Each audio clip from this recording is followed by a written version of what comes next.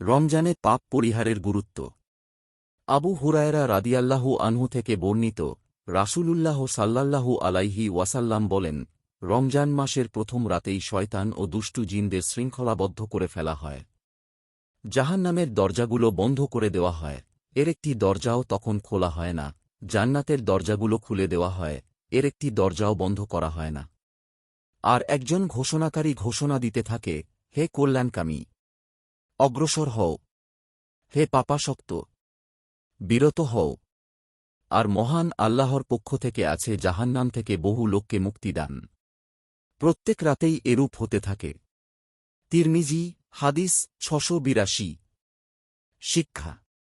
হাদিস বিশারদরা হাদিসের কয়েকটি শিক্ষা তুলে ধরেন। তা হল: ১. রমজান মাস মুমিনের প্রতি আল্লাহর বিশেষ অনুগ্রহ।